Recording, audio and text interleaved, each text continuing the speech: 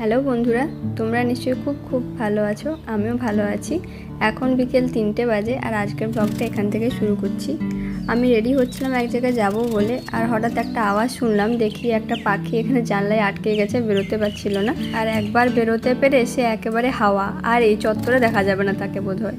তো যাই হোক, বেরিয়ে পড়েছিলাম আর খুব হালকা টিপটিপ বৃষ্টি পড়ছিল, তাই ছাতাটা নিয়ে নিয়েছিলাম। দেখো রাস্তাটা পুরো একেবারে ফাঁকা, আর মানে কেউ নেই। পিছনে দুটো কুকুর আসছে, মানে কুকুর, ষাঁড়, হনুমান, এগুলোতে আমার প্রচণ্ড ভয় লাগে।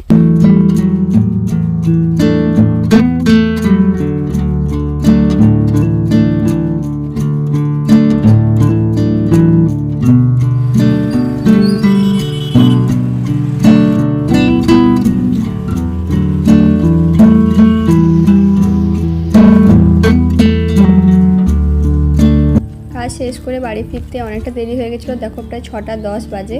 আর মায়ের না মিষ্টি খেতে খুব ভালো লাগে, আসার সময় তাই একটু মিষ্টি নিয়ে নিলাম। দেখো মুখের অবস্থা পুরো চেঞ্জ হয়ে গেছে, মানে আজকে হিউমিডিটিটা এত বেশি যে যতটা জল খেয়েছি তার থেকে বেশি মনে হয়, শুধু এইটুকু অংশ থেকে বেশি জল বেরিয়েছে।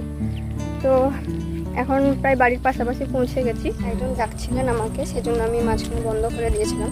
তো যাই হোক, বাড়ির প্রায় পাশাপাশি পৌঁছে গেছি। আর বাড়িতে যাই, ফ্রেশ হই, তারপরে ব্লগটা কন্টিনিউ করব।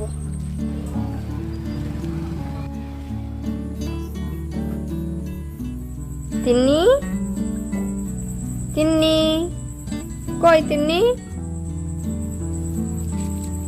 হাই তো তিন্নি। ফিরে কিছু কাজ সেরে বসেছিলাম এদের সাথে একটু খেলা করতে। দেখো ওকে খেতে দিয়েছিলাম, কিন্তু আরো খিদে পেয়ে গেছে।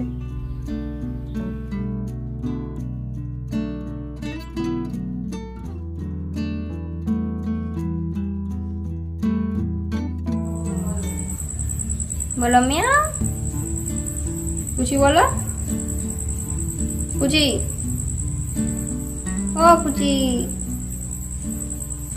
অপদার্থ বিল্লি।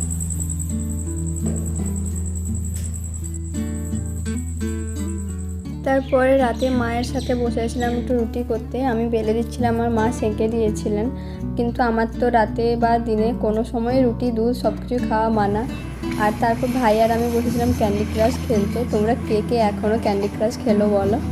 তো যাই হোক, আর এখন ডিনার করে নেব। আমি আজকে খাবো একটু চিড়ে সিদ্ধ।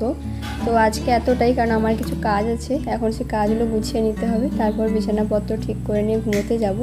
তো আজকের ব্লগটা এতটাই, দেখা হচ্ছে কালকে, টাটা।